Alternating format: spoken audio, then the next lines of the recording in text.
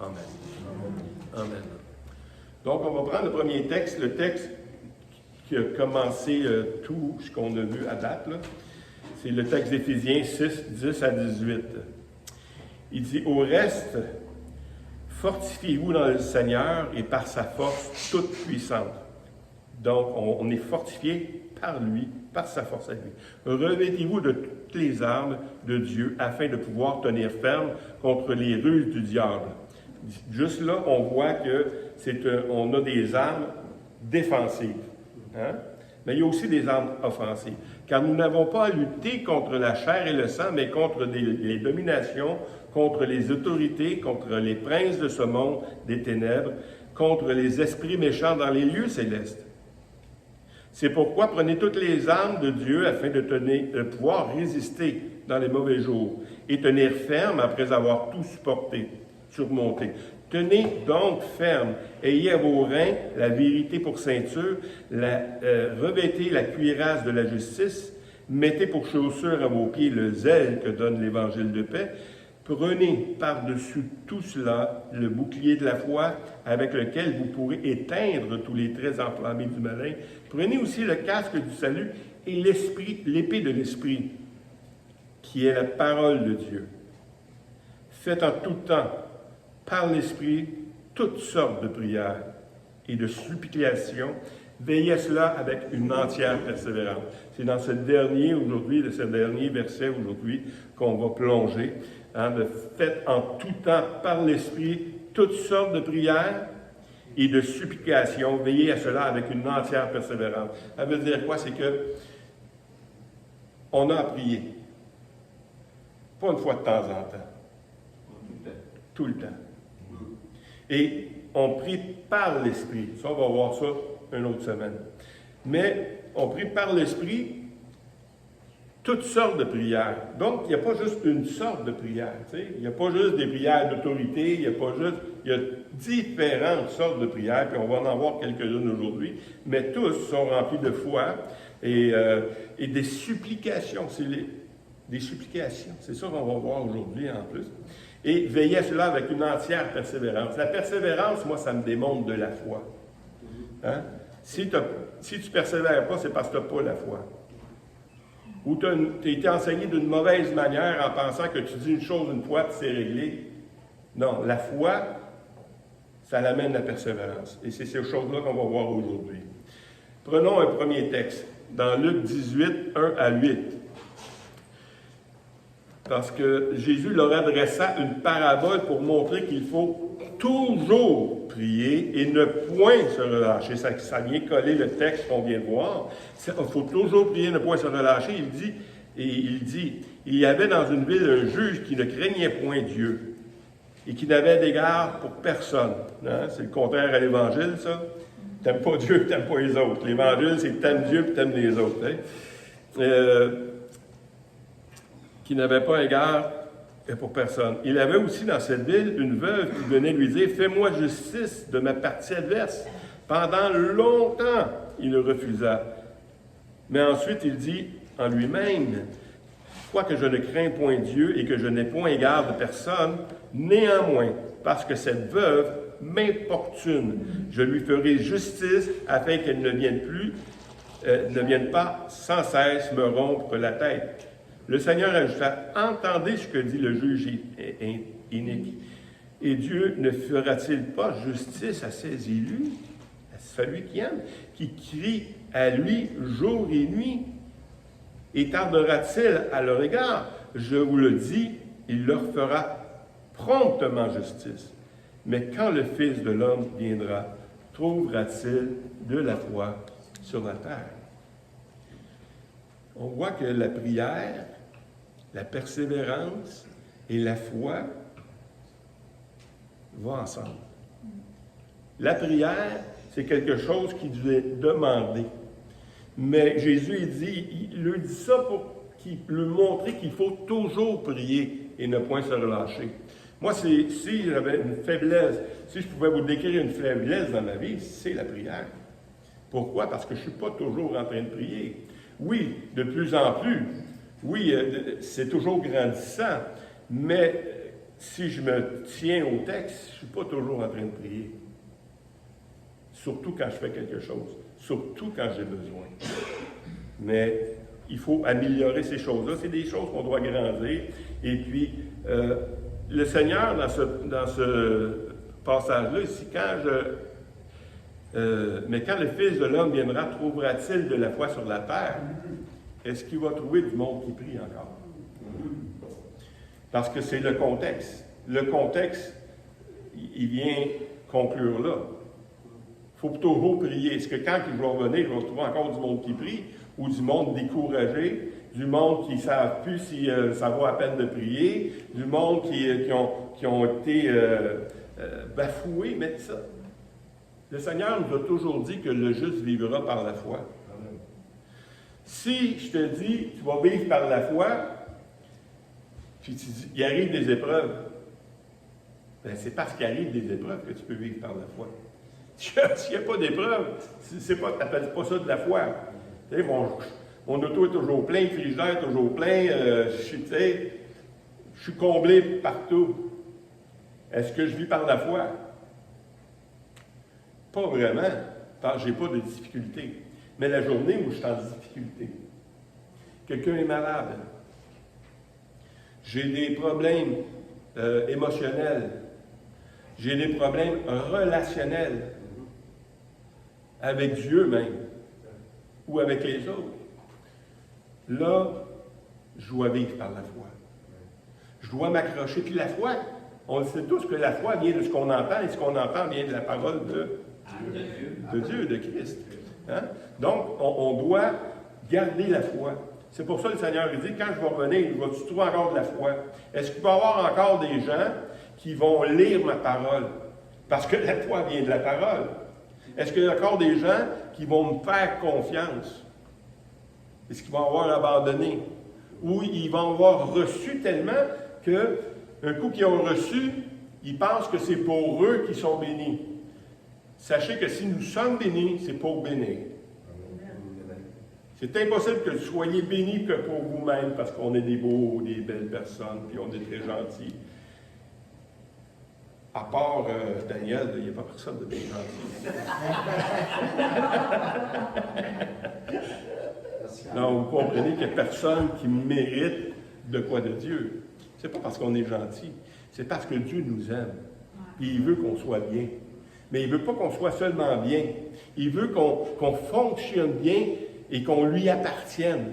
Si on lui appartient, on doit faire ce que lui nous demande de faire. Si on appelle Dieu notre Seigneur, bien, il faut agir envers lui comme s'il est notre Seigneur, puis lui obéir comme s'il est notre Seigneur. Hein? Il l'est. On lui appartient. Paul, il allait jusqu'à dire, ce n'est plus moi qui vis, c'est Christ qui vit en moi. Donc, lui vivait pleinement le Seigneur. C'est pas juste, je vais lire ma Bible, je vais aller à l'église, puis c'est fini. Non, non. Il y a quelque chose de plus qu'il faut aller. Puis là, ben, on va rentrer dans la foi également, dans Hébreux 11:6. Or, sans la foi, il est impossible de lui être agréable, car celui qui s'approche de Dieu, croit que Dieu existe, doit croire que Dieu existe, et qu'il est le rémunérateur de ceux qui le cherchent. Ça, c'est le premier principe. Tu as beau prier, bien, si tu pries sans la foi,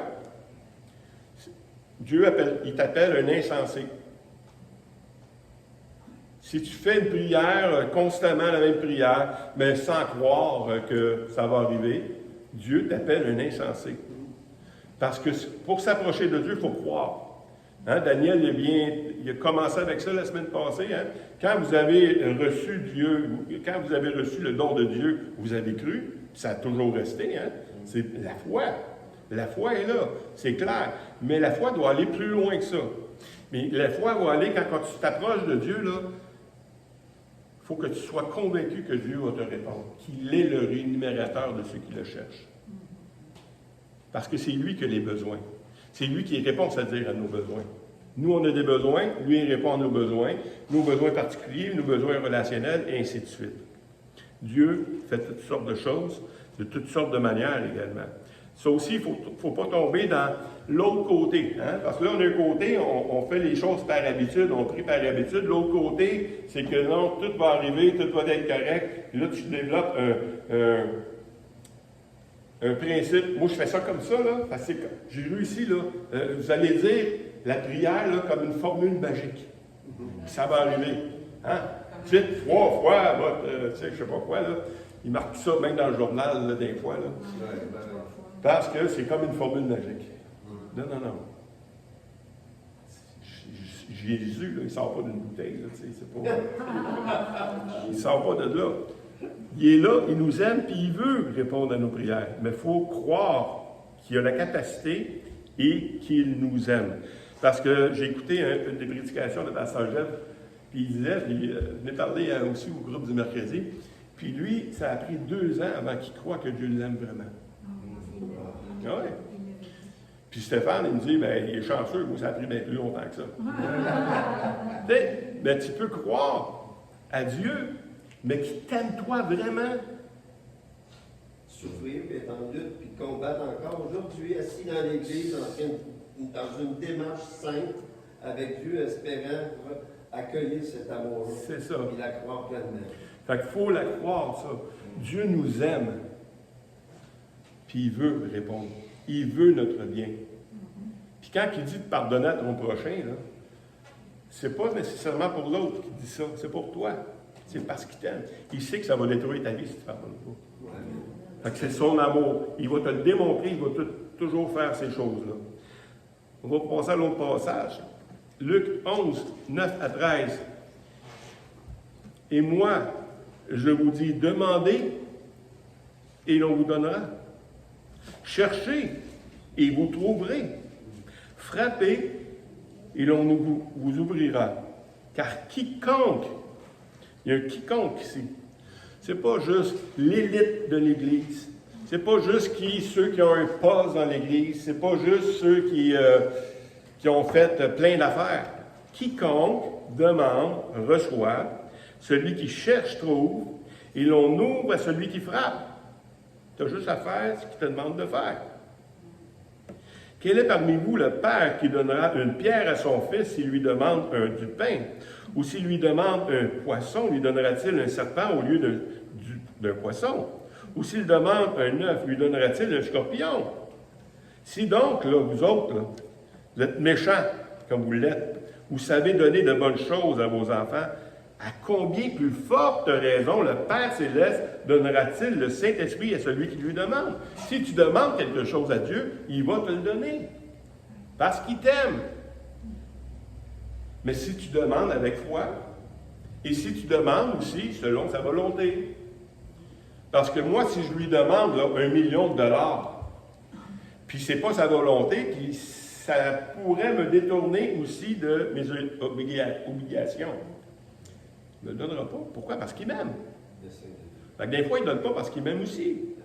Fait qu'il donne, il ne lui donne pas, mais c'est parce qu'il nous aime. Il sait ce que nous avons besoin plus que nous-mêmes.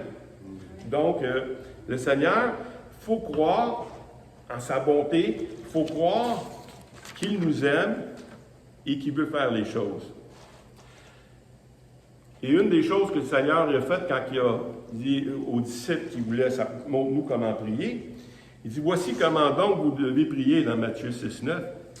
Notre Père qui est dans les cieux, que ton nom soit sanctifié. Il commence par notre Père. Il y a une proximité là. Il y a une proximité que même les Juifs n'appelaient pas Dieu notre Père. Quand Jésus a appelé son Dieu Père, ils ont voulu le tuer. Hein? Après ça, ils ont raisonné, ouais, c'est vrai que Dieu est notre Père finalement. Là. Mais il commence comme ça. Pourquoi? Parce que justement, il veut qu'on comprenne que Dieu, c'est un bon papa. Je sais, parmi nous, on a eu des mauvais papas. Hein? Il y en a, ça arrive. Mais Dieu, c'est un bon père. Il va toujours nous donner ce qu'il y a de meilleur pour nous. Mais il dit aussi que ton nom soit sanctifié. Donc, tout ce qu'on demande à Dieu aussi, c'est pour nous glorifier Dieu. Dans Éphésiens 6, 18, faites en tout temps, par l'Esprit, toutes sortes de prières et de supplications, veillez à cela avec une entière persévérance. Quand je vous ai dit tantôt que la persévérance égale foi, ben c'est ça. Dans Hébreux 6, 11 et 12, il dit « Nous désirons que chacun de vous montre le même zèle pour conserver jusqu'à la fin une pleine espérance, en sorte que vous ne vous le relâchez point, et que vous imitiez ceux qui, par la foi et la persévérance, héritent des promesses. » Il faut y aller. Il faut y aller par la foi et la persévérance. Les deux, c'est synonyme. En même temps, ça se complète. Quelqu'un qui prie, puis il n'y a pas de foi, il arrête de prier parce qu'il pense que Dieu ne répondra pas. Ou il va prendre ses propres moyens pour accomplir. Ouais. Hein? Il va se venger. S'il a besoin d'une femme, il va la chercher. Hein? Ouais. Hey, il y a plein de manières de ne pas être patient et persévérant. Mais c'est toujours par la foi et par la persévérance qu'on hérite les promesses. Les promesses, c'est tout ce que Dieu a promis. Dieu il a promis de pourvoir tous nos besoins. Parce qu'il nous aime. Il y a des vrais besoins, puis il y a des besoins qui ne sont pas réels. Des besoins que tu vois le voisin, que lui, il a une belle tondeuse. Puis toi, tu es pogné avec ton vieux tracteur, ton affaire qui est en train de... Tu sais, as-tu besoin? Il marche encore. Ça se peut que tu en aies besoin. Tu sais, laisse les pieds dessus. Là, tu vas en avoir besoin. Non, mais il y a des vrais besoins, il y a des faux besoins. Mais Dieu, il n'est pas Dieu. Hein? Il sait c'est quoi vraiment qu'on a besoin. Si tu as besoin d'exercices, il va te donner des ciseaux. Tu sais. Faire ta tondeuse. On va tomber dans des supplications maintenant. Parce que les supplications, c'est assez dur à expliquer, les supplications, mais en même temps, c'est facile à comprendre parce que quand tu es rendu au bout du rouleau, là, quand tu es atteint d'une maladie, quand tu es rendu, tu n'as plus d'autres moyens. Vous savez que Dieu, c'est le Dieu d'extrémité aussi. Hein? Dieu répond souvent quand on est rendu au bout. Même quand on est rendu sur notre lit de mort, il peut répondre. Puis c'est pas parce qu'il n'a pas répondu avant, c'est qu'on a besoin pour nous de grandir dans la foi. Comme avec Lazare. Il aurait pu guérir Lazare. Juste dire un mot, puis Lazare, même il n'était pas là, Lazare était ailleurs, il aurait juste dit un mot, puis Lazare était guéri. Là. Tu sais, il y a une puissance qui est là en Jésus-Christ, qui est là en tout le monde, en cause du Saint-Esprit. Puis il ne l'a pas fait. Mais Dieu a permis que Lazare meure pour un plus grand miracle encore. Et des explications. Dans 1 Timothée 2:1, il dit « J'exhorte donc avant toute chose ». Ça, c'est un autre terme aussi. Avant toute chose, de faire des prières, des supplications, des requêtes, des actions de grâce pour tous les hommes. Avant toute chose. Ça aussi, c'est important. C'est un autre terme qui est important quand on va dans la prière, c'est qu'avant toute chose, il faut aller dans la prière. La prière, c'est ce qui prépare la terre. La prière, c'est ce qui prépare ce que Dieu veut faire. Parce que nous sommes appelés à accomplir la volonté de Dieu, les œuvres que Dieu a préparées d'avance afin que nous les pratiquions. Ça commence en prière. Parce que moi, je peux avoir bien des... Moi, là, j'ai une imagination fertile. Je peux penser à bien des choses, tu sais. Mais est-ce que c'est vraiment ce que Dieu veut? Parce qu'on peut se garrocher n'importe où, là, en tant qu'Église. Il y a tellement de choses à faire. Qu'on pourrait s'éparpiller à grandeur. Puis, vous savez que si tu donnes une scène à tout le monde, tu peux avoir donné 1 million. Mais si tu donnes 1 million à une personne, lui, il peut faire de quoi avec. Il faut choisir nos batailles. Mais les batailles qu'on doit choisir, c'est celles de Dieu, en premier. Faites en tout temps par l'Esprit toutes sortes de prières et de supplications. Veillez à cela avec une entière persévérance.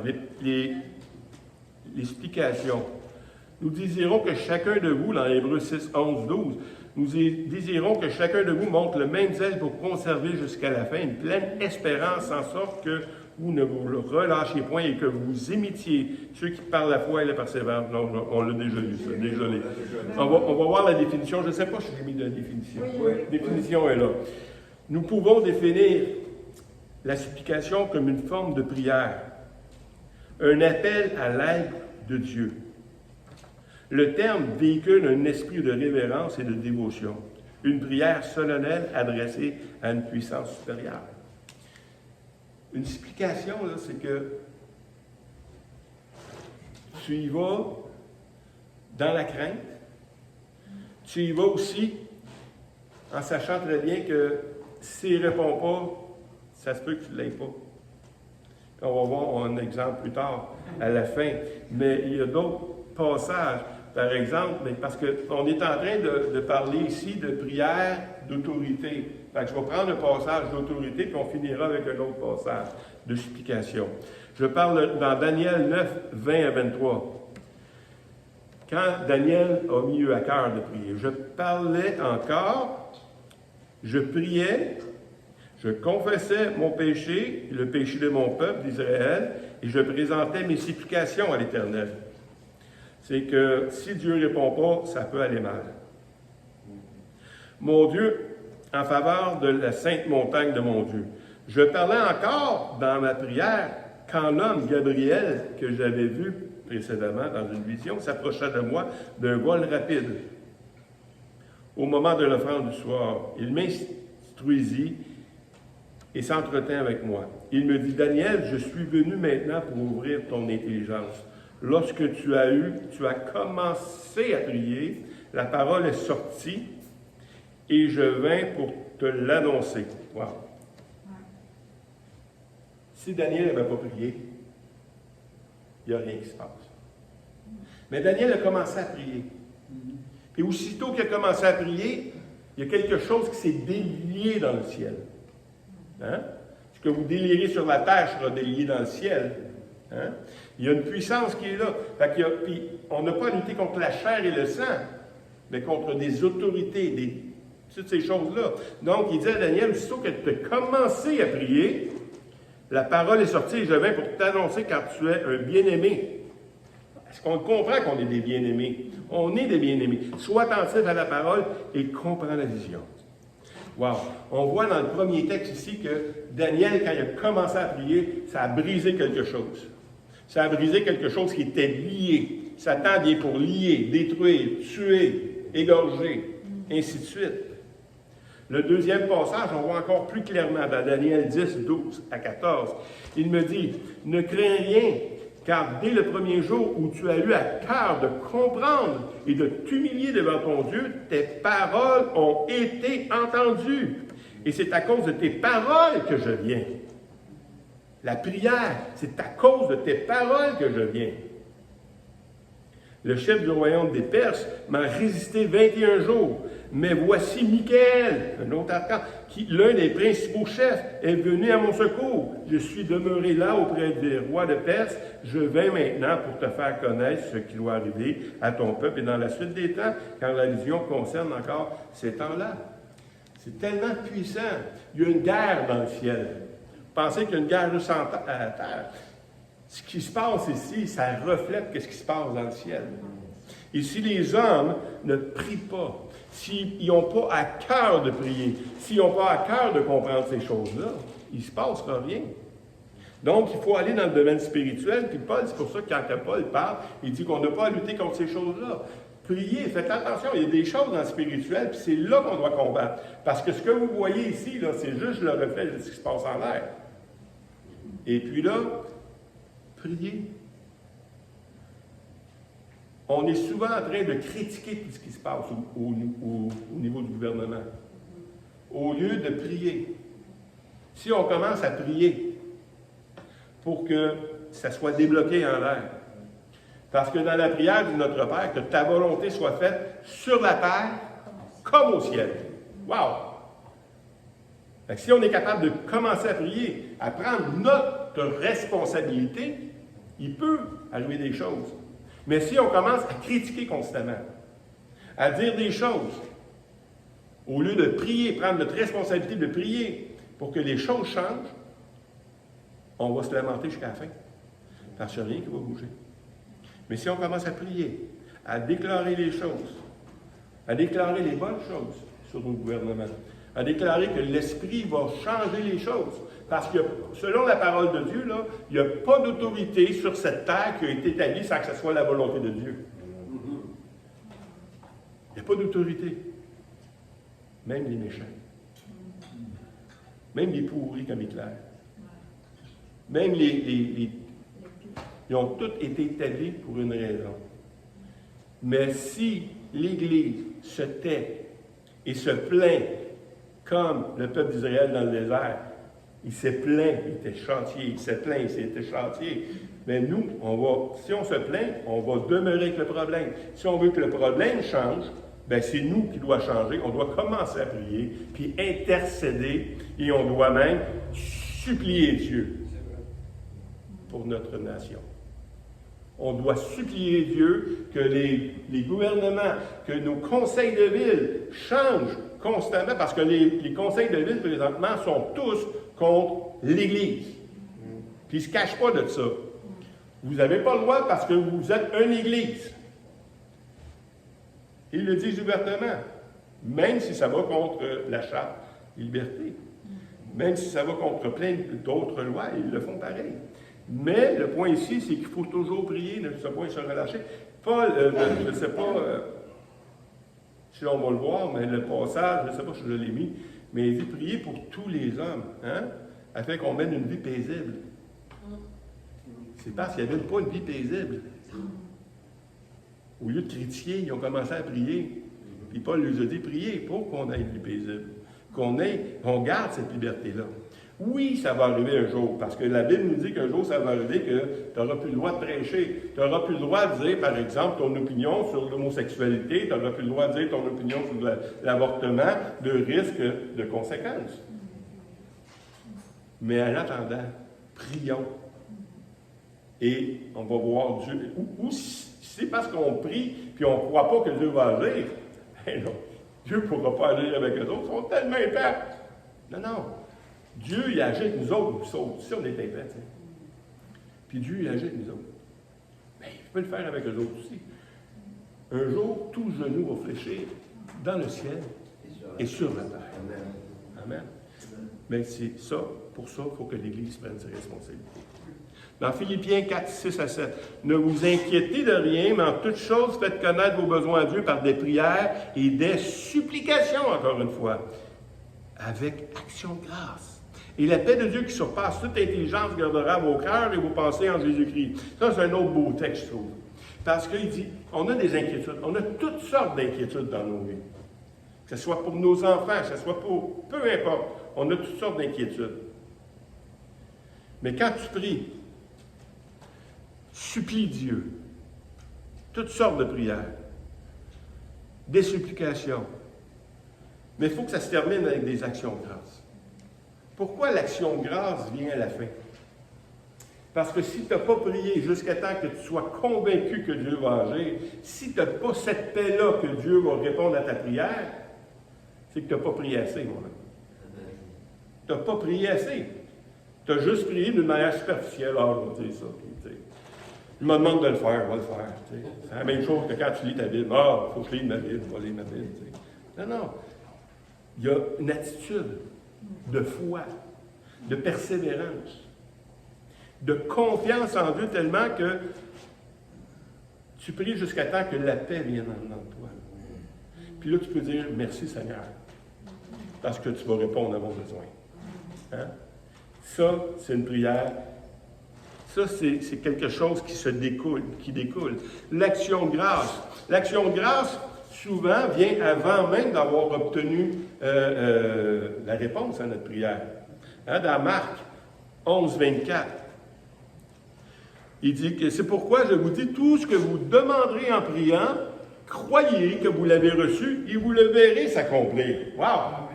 Hein? Tu pries, Tu as tellement cette paix-là dans toi que tu es convaincu que tu vas l'avoir. Pourquoi? Parce que Dieu t'aime, puis je lui ai demandé selon sa parole, je lui ai demandé selon sa volonté, puis j'ai cette paix-là que Dieu va répondre à mon besoin. Donc, tu peux louer Dieu. Merci Seigneur pour ça. Merci pour la guérison de mon fils. Il n'est pas encore guéri. Merci pour la guérison de mon fils. La preuve, Jésus le fait avec Lazare dans Jean 11, 41, 42.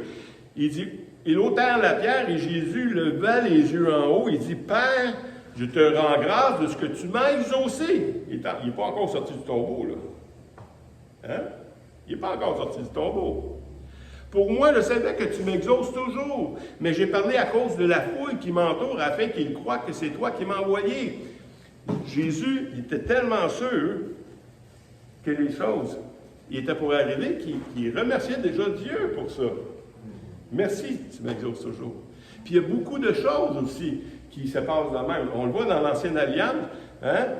Par exemple, c'est qui avait tué les prophètes de Baal?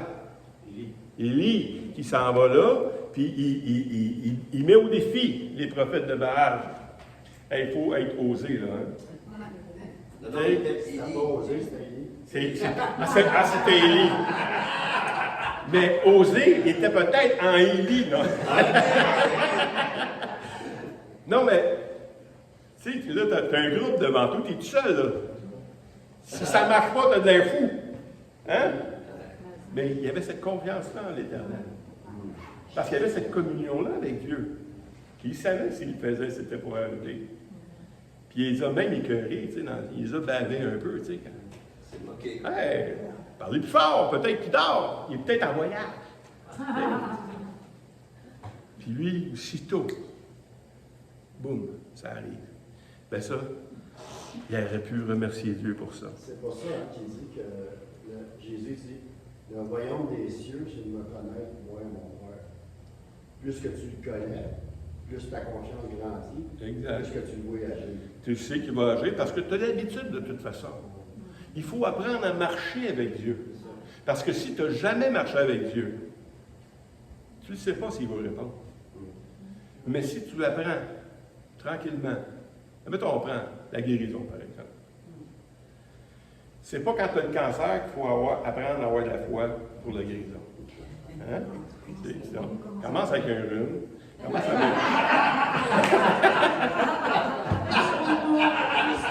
Commence avec un mal de dos. Tu sais, non, mais j'avais un professeur qui me disait, là, quand le bateau coule, c'est pas le temps d'apprendre à nager. Apprends longtemps, hein? Quand le bateau va couler, tu vas savoir nager, tu sais. Ben, c'est ça, la foi et ces choses-là. Mais marcher avec Dieu, c'est ça, c'est dans le quotidien. Dieu ne répond pas juste quand il fait grandir une jambe, tu sais. Dans tous tes besoins, il vient répondre, puis tu apprends à marcher avec Dieu. Quand il demande de quoi, il te répond. Puis il n'y a pas de petites choses que Dieu dit, là, c'est trop insignifiant, ça manque de choses, des choses bien plus glorieuses que ça, tu sais. Une gomme, tu sais, un repas, tu sais. Là, tu grandis là-dedans. Mais il faut apprendre à marcher avec Dieu. Puis celui qui apprend à marcher avec Dieu peut déjà, même avant que ça arrive, tu peux, merci Seigneur. Puis une des applications que Jésus donne ici, on peut faire des actions de grâce après aussi l'avoir obtenu. Dans Luc 17, 14 à 18, dès qu'il eut vu, il dit, allez vous montrer au sacrificateur. Ça, c'est 10 lépreux, tu sais, qui étaient là, puis sont venus, puis ils ont été guéris par le Seigneur. Mais il n'a pas été guéri sur l'instant, là. En s'en allant. Il fallait qu'il montre quand même un acte de foi. Allez vous montrer. Puis en s'en allant pour être guéris, ils ont été guéris. Puis il y en a un là-dedans qui est revenu. C'est celui-là qu'on parle ici. Allez vous montrer au sacrificateur. Et pendant qu'il y allait, il arriva qu'il fut guéri. L'un d'eux, se voyant guéri, revint sur ses pas, glorifiant Dieu à haute voix. Il tomba sur sa face aux pieds de Jésus et lui rendit grâce. C'était un Samaritain. Jésus prenant la parole et dit, les 10 n'ont-ils pas été guéris? Et les 9 autres, où sont-ils? Il ne s'est-il trouvé que cet étranger parmi pour venir donner gloire à Dieu? C'est quelque chose, pareil. Oui. Quand tu reçois quelque chose, Merci-le, remercie-le. Il ne faut pas oublier que, par contre, il peut arriver des obstacles très, très durs. Tu sais, souvent, je pense que c'est Lee qui est parti, il est resté dans une grotte, je crois, pendant le temps. Il a fait une dépression. Après avoir vécu un très hot. C'est ça. Mais nous aussi, ça peut nous arriver là, dans notre marche chrétienne. Tu sais, on peut avoir la foi que Dieu guérisse, tout ça. Mais Satan, lui, il s'attaque à ce qui alentour, il s'attaque au tien aussi. C'est ça. Il se fait une méchante débarque, l'échelle à cause 2 minutes, tu sais. Oui. Tu sais, fait que, Il y a des moments où on n'est plus dans la foi, des moments où on est dans la crainte, des moments où on a fait des exploits avec Dieu, puis après ça, tu reviens dans le quotidien de ta vie. Ça m'est arrivé souvent. Quand j'allais faire de l'évangélisation à l'étranger, l'évangélisation de masse. Hein, on allait faire de l'évangélisation, wow, il y avait des conversions, tout ça. Tu reviens dans ton patin, il n'y a pas personne qui va entendre parler du Seigneur, ça. Puis là, tu tombes, là, puis là, tu commences à déprimer. C'est pas tes bipolaires, là. Donc, c'est parce que tu as vécu un high énorme. Puis là, tu reviens, puis si tu reviens à la normale, c'est pas pareil. Mais il en parle aussi. Un autre passage.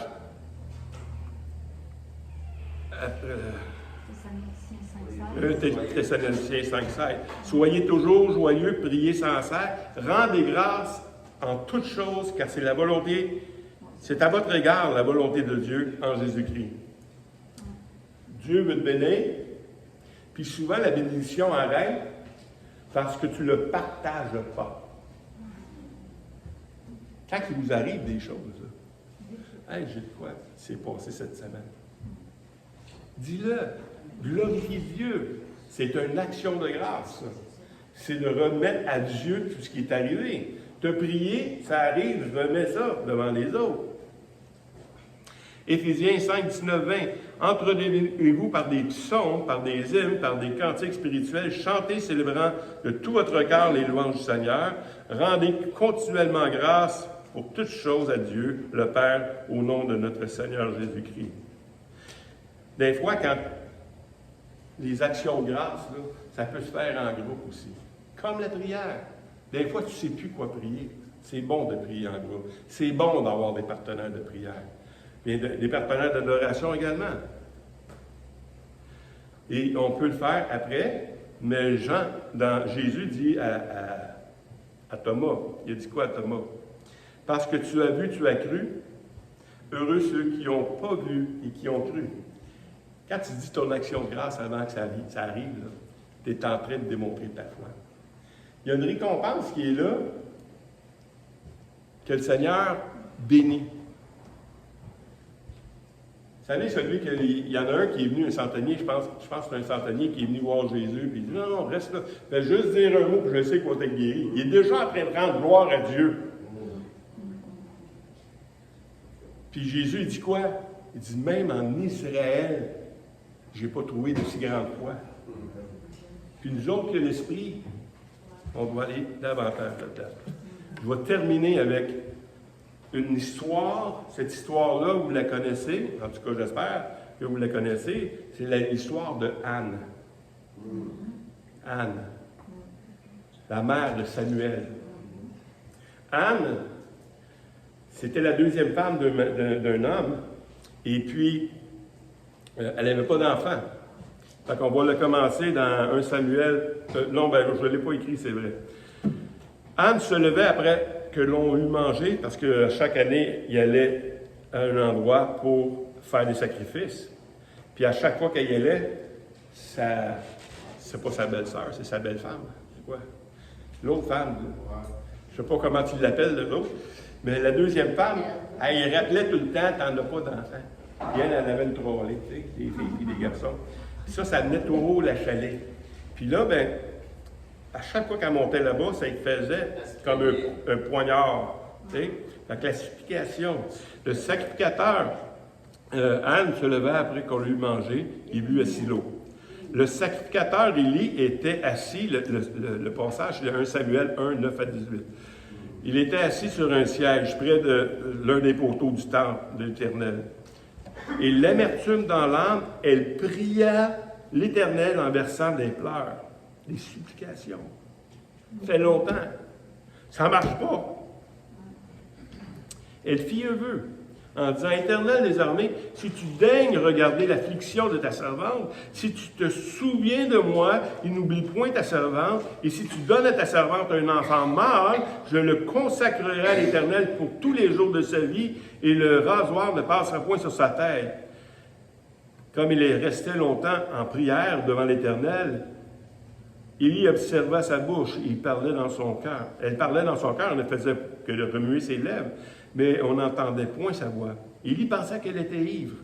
Il lui dit, « Jusqu'à quand seras-tu dans l'ivresse? Fais passer ton vin. » Anne répondit, « Non, non, Seigneur, je suis une femme qui souffre en son cœur, et je n'ai point bu ni vin ni boisson enivrante, mais je répandais mon âme devant l'Éternel. Ne prends point ta servante pour une femme pervertie, car c'est l'excès de ma douleur et de mon chagrin qui m'a fait parler jusqu'à présent. » Et Élie reprit la parole et dit, « Va en paix, et que Dieu d'Israël exauce la prière que tu lui as adressée. » Elle dit, « Que ta servante trouve grâce à tes yeux. » Et cette femme s'en alla. Elle mangea, et son visage ne fut plus jamais le même. Une belle image. Quand Dieu nous demande de remettre nos soucis à Dieu, il nous répond. Il nous donne cette paix-là. Et Dieu va garder nos cœurs en Jésus-Christ. Et on va pouvoir lui rendre grâce. C'est un bel exemple de supplication. Donc, on a toutes sortes de prières. On va continuer à avoir les sortes de prières la prochaine semaine, peut-être les autres également, parce que c'est un sujet vaste, puis qu'on doit appliquer dans nos vies. Il faut être convaincu. Parce que si on n'est pas convaincu, là, sans conviction, là, on ne va pas loin. Puis on va aller plus loin en tant qu'Église. On ne veut pas faire la crainte. Quand tu n'as pas de conviction, tu fais la crainte. Souvent, moi, il y a des choses qui se passent dans ma vie, puis je ne demande pas à tout le monde de prier. Je vous le dis, vous me le confesse, là. Je le dis à ceux qui ont la foi. Amen. Ceux qui ont la foi, que quand ils vont prier, ça va arriver, c'est à eux que je me confie. Mais il faut être, nous, tout le monde, j'aimerais vous confier à tous, tant qu'on a quelque chose, pour qu'on aille devant l'Éternel, le prier avec foi, avec persévérance, avec foi, avec cette certitude-là que Dieu répond à nos besoins. Amen. Amen. Seigneur Dieu, merci encore pour ta parole. Ces exemples merveilleux de ta parole. Parce que lorsque tu nous demandes quelque chose, Seigneur Dieu, tu nous donnes les moyens de s'en sortir. Et un de ces moyens de combattre, Seigneur, c'est la prière. C'est la prière qui influence même les choses spirituelles. C'est des choses qui nous dépassent. Parce qu'on n'a jamais vu ces choses-là. Mais tu réponds. Et ça agit puissamment sur l'ennemi. L'ennemi est content quand on se tait. L'ennemi est content quand on ne te croit pas. Mais on veut prendre une nouvelle habitude dans nos vies. Cette habitude de prier plus souvent, avec foi, avec persévérance, avec des supplications, avec des actions de grâce. Seigneur, aide-nous à grandir en toi, dans le nom de Christ. Amen. Amen, amen, amen. Donc, la semaine prochaine, on va voir encore plus loin. Et puis, j'espère que ça vous plaît. J'espère que ça fait quelque chose dans vos vies. Parce que de plaire, c'est quelque chose. Mais que si ça ne change rien dans vos vies, c'est que je suis en train de faire des progrès. Il faut que ça change. Amen. Amen. Soyez bénis. Ouvre mon cœur pour voir. Et là. Oui.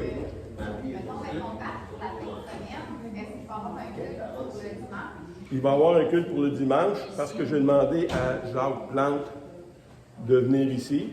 Je ne sais pas combien de personnes vont rester. Je sais que ce n'est pas tout le monde qui peut monter à Montréal ou qui a la santé pour monter à Montréal ou les moyens d'aller à Montréal. Donc, il va y avoir quelque chose ici. Jacques Plante va s'occuper de... J'espère. J'espère du reste, oui. J'espère qu'on va être le plus grand nombre là-bas. Amen. Je vous demande de quoi. J'ai écrit mon témoignage. Oui. Je lui demandais si, dans la fin de l'octobre, il y avait de la Novembre, 1er novembre. 1er 27 novembre. Non, je me OK. C'est ma fête. Ah, ben OK. Je veux partir le 31 octobre. C'est ça, je check. OK. Mais est-ce que Hélène avait ça, Annie veut venir, puis ils déplaident leur point de bagot.